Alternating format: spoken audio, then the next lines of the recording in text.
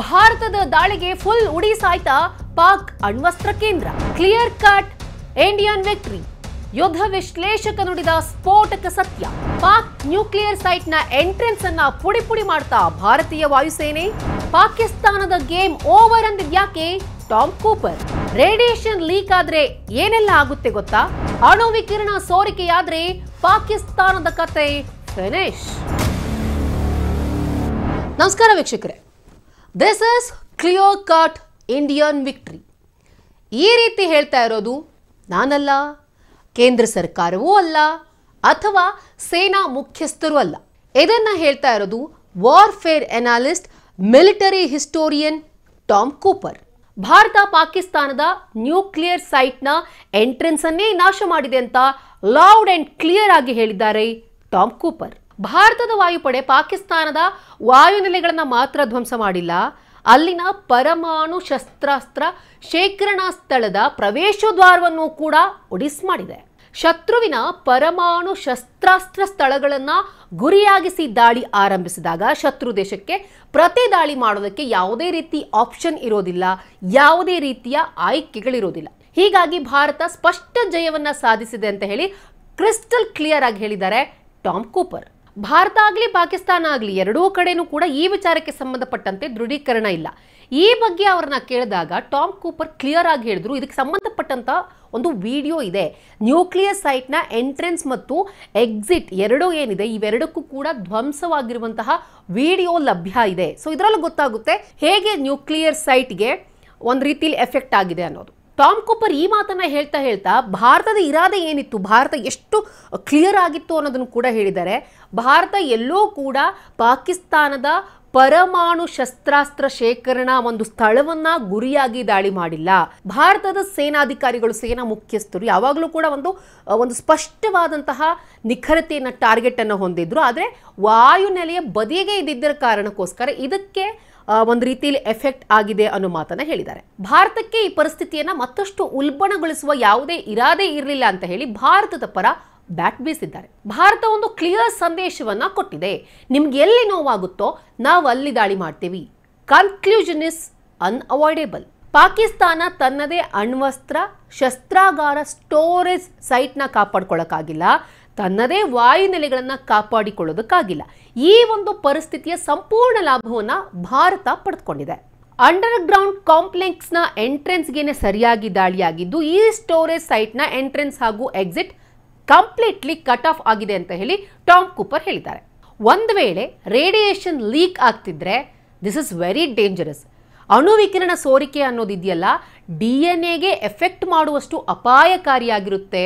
ಹಾಗೆ ಜನರೇಷನ್ ಮೇಲೆ ಪ್ರಭಾವ ಬೀರುತ್ತೆ. ಅಣುವಿಕಿರಣ ಸೋರಿಕೆ ಆದ್ರೆ ಯಾವೆಲ್ಲ ರೀತಿಯ ಅಪಾಯಗಳಾಗುತ್ತೆ ಅನ್ನೋದ್ರ ಬಗ್ಗೆ ರಕ್ಷಣಾ ತಜ್ಞ ಶಶಾಂಕ್ ಅವರು ವಿವರಿಸಿರೋದು ಹೀಗೆ.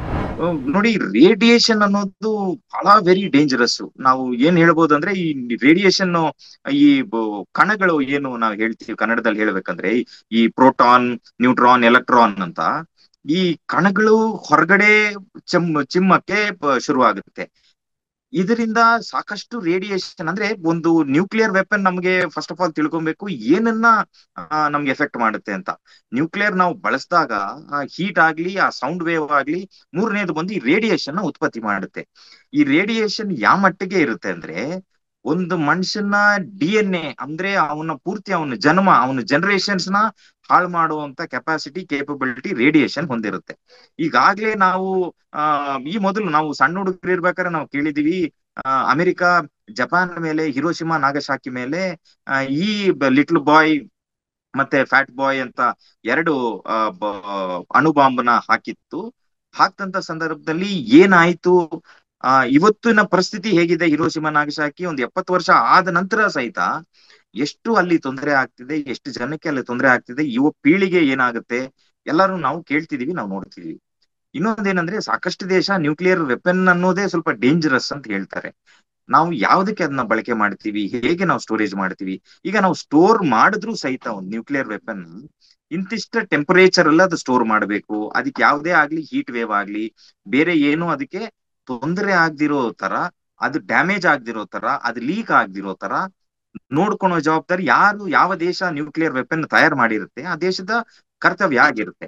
ನೋಡಿ ಈಗ ಕಿರಾಣ ಹಿಲ್ ಬಳಿ ಈಗಾಗಲೇ ವಿಕಿರಣ ಸೋರಿಕೆ ಆಗ್ತಿದೆ. ಅಂಡ್ ಮೋರ್ ಓವರ್ ರೇಡಿಯೇಷನ್ ಉತ್ಪತ್ತಿಯಾಗಿ ಸಾಕಷ್ಟು ಜನ ಹಾಸ್ಪಿಟಲೈಸ್ಡ್ ಆಗಿದ್ದಾರೆ. ಕೆಲವು ಜನಕ್ಕೆ ಕೈಗೆ ಹೋಗ್ತಿದೆ, ಕಾಲು ಹೋಗ್ತಿದೆ. ಈಗಾಗಲೇ ಮಾಧ್ಯಮದಲ್ಲಿ ಸಾಕಷ್ಟು ನ್ಯೂಸ್ ಪೋರ್ಟಲ್ ಅಲ್ಲಿ ಇದು ಬರ್ತಾ ಇದೆ. ಇನ್ನೊಂದು ರೇಡಿಯೇಷನ್ ಬಗ್ಗೆ ನಾವು ಮಾತಾಡೋ ತರ ಆದ್ರೆ, ಈ ರೇಡಿಯೇಷನ್ ಅನ್ನೋದೇ ವೆರಿ ಡೇಂಜರಸ್. ಅಂದ್ರೆ 3 ಪೀಳಿಗೆನ ಇದು ಎತ್ತು ಬಿಡುತ್ತೆ. ಫ್ಯೂಚರ್ ಜನರೇಷನ್ DNA ಕೂಡ ಇರಲ್ಲ. ಈ ಕಣಗಳು ನಾವೇನ್ ಹೇಳ್ತೀವಿ, ಪ್ರೋಟಾನ್, ಮೈಕ್ರಾನ್, ಎಲೆಕ್ಟ್ರಾನ್, ಇದು ಏನು ಉತ್ಪತ್ತಿ ಆಗುತ್ತೆ, ಇದು ಮಲ್ಟಿಪಲ್ ಲೇಯರ್ ಆಗಿ ಹರಡ್ತಾ ಹೋಗುತ್ತೆ. ಅಂದ್ರೆ ಒಂದು ಸರಿ ಗಾಳಿಯಲ್ಲಿ ಹರಡ್ಲಿಕ್ಕೆ ಶುರು ಆದ್ರೆ, ಇದು ನೋಡಿ ಗಾಳಿಯಲ್ಲಿ ಹರಡುತ್ತೆ, ಭೂಮಿ ಮೇಲೆ ಹರಡುತ್ತೆ, ಮೋರ್ ಓವರ್ ಇದು ಆಕಾಶದಲ್ಲಿ ಹರಡುತ್ತೆ, ನೀರಲ್ಲಿ ಹರಡುತ್ತೆ. ಈ ರೀತಿ ಇದ್ದಂತ ಸಂದರ್ಭದಲ್ಲಿ ಮನುಷ್ಯ ಉಸಿರಾಡಿದ್ರೂ ತನ್ನ ಲಂಗ್ ಸಿಸ್ಟಮ್ ಹೋಗ್ಬಿಡುತ್ತೆ. ಆ ಹೀಟ್ ವೇವ್ಗೆ ಚರ್ಮ ಸುಟ್ಟೋಗುತ್ತೆ. ಮತ್ತೆ ತನ್ನ DNA ಕೂಡ ನಾಶ ಆಗುವಂತ ಸಂದರ್ಭ ಜಾಸ್ತಿ ಇರುತ್ತೆ. Nuclear radiation is unacceptable. ಈಗಲೂ ಕೂಡ ಹಿರೋಶಿಮಾ, ನಾಗಾಸಾಕಿ ಜನ ತುಂಬಾ ಕಷ್ಟ ಅನುಭವಿಸ್ತಾ ಇದ್ದಾರೆ. ಅಣುವಿಕಿರಣ ಸೋರಿಕೆ ಆಗಿದ್ರೆ ಅಲ್ಲಿ ಆ ಭೂಮಿ ಬರಡಾಗುತ್ತೆ, ಅಲ್ಲಿ ಗಿಡ ಮರ ಬೆಳೆಯಲ್ಲ. ಒಂದು ವೇಳೆ ಪಾಕಿಸ್ತಾನದಲ್ಲಿ ಇದೇ ರೀತಿ ಅಣುವಿಕಿರಣ ಸೋರಿಕೆ ಆಗಿದ್ರೆ ಅಲ್ಲಿ ಗಂಡಾಂತರ, ಕಂಟಕ ಕಟ್ಟಿಟ್ಟ ಬುತ್ತಿ.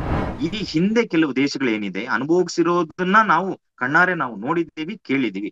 ಈಗ್ಲೂ ಸಹಿತ ಹಿರೋಶಿಮಾ, ನಾಗಸಾಕಿಯಲ್ಲಿ ಯಾವ ಮಟ್ಟಿಗೆ ಅಲ್ಲಿನ ಪೀಳಿಗೆ ಏನಿದೆ, ಆ ಜನರೇಷನ್ ಏನಿದೆ, ಅವರು ಎಷ್ಟು ನೋವನ್ನ ಅನುಭವಿಸ್ತಿದ್ದಾರೆ. ಹುಟ್ಟತಕ್ಕಂತ ಮಕ್ಕಳು ಅಂಗವಿಕಲರಾಗ್ತಿದ್ದಾರೆ. ಮತ್ತೆ ಆರ್ಗನ್ ಡಿಫೆಕ್ಟ್ ಜಾಸ್ತಿ ಇರುತ್ತೆ. ಈ ರೇಡಿಯೇಷನ್ ಇಂದ ಸಾಕಷ್ಟು ಜನ ಕಣ್ಣನ್ನ ಕಳ್ಕೊಂಡಿದ್ದಾರೆ. ಸೊ ಆರೋಗ್ಯದ ಮೇಲೆ, ಫುಡ್ ಮೇಲೆ, ಮತ್ತೆ ನಮ್ಮ ಭೂಮಿ ಕಲುಷಿತ ಆದ್ರೆ ಅಲ್ಲಿ ಬೆಳೆಯುವಂತ ಬೆಳೆ ಬರಲ್ಲ. ಒಂದು ಮರ ಗಿಡ ಕೂಡ ಇರಲ್ಲ ಈ ರೇಡಿಯೇಷನ್ ಎಫೆಕ್ಟ್ಗೆ. ಮರ ಗಿಡ ಎಲ್ಲಾನು ಸುಟ್ಟೋಗುತ್ತೆ. ಸೊ ಈ ರೀತಿ ಇದ್ದಂತ ಸಂದರ್ಭದಲ್ಲಿ ಈ ಏನು ರೇಡಿಯೇಷನ್ ಅಲ್ಲಿಂದ ಸೋರ್ತಿದೆ ಅನ್ನೋದು it's very dangerous for Pakistan. And more over ಈಗಾಗಲೇ ದೊಡ್ಡ ಪ್ರೋಸೆಸ್ ಆಗುತ್ತೆ. ಇದೊಂದು ದೊಡ್ಡ ಗಂಡಾಂತರ. ಇದು ಸೋರಿಕೆ ಆಗಿದೆ ಅಂದ್ರೆ ಬಹಳ ತೊಂದರೆ ಆಗುತ್ತೆ, ಬಹಳ ಎಫೆಕ್ಟಿವ್ ಇದು.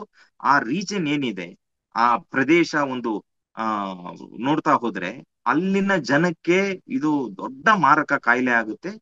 ಇದು ದೊಡ್ಡ ಪೆಟ್ಟು. 2025ರಲ್ಲಿ ಈ ರೀತಿ ಆಗ್ತಿರೋ ದೊಡ್ಡ ಪೆಟ್ಟು. ಟಾಮ್ ಕೂಪರ್ ಅವರು ಹೇಳಿರೋ ರೀತಿ ನ್ಯೂಕ್ಲಿಯರ್ ಶಸ್ತ್ರಾಸ್ತ್ರಗಳನ್ನ ಪಾಕಿಸ್ತಾನಕ್ಕೆ ಟಚ್ಚೇ ಮಾಡೋಕ್ ಆಗಲ್ಲ ಅಂತ ಅಂದ್ರೆ it's a game over for them. ಈ ವಿಡಿಯೋ ಇಷ್ಟ ಆದಲ್ಲಿ ಲೈಕ್ ಮಾಡಿ, ಶೇರ್ ಮಾಡಿ, ಕಮೆಂಟ್ ಮಾಡಿ. ಹಾಗೆ ನೀವಿನ್ನು ನಮ್ಮ ಹೊಸದಿಗಂತ ಡಿಜಿಟಲ್ ಚಾನಲ್ನ ಸಬ್ಸ್ಕ್ರೈಬ್ ಆಗಿಲ್ಲ ಅಂದ್ರೆ ಈ ಕೂಡಲೇ ಸಬ್ಸ್ಕ್ರೈಬ್ ಆಗಿ.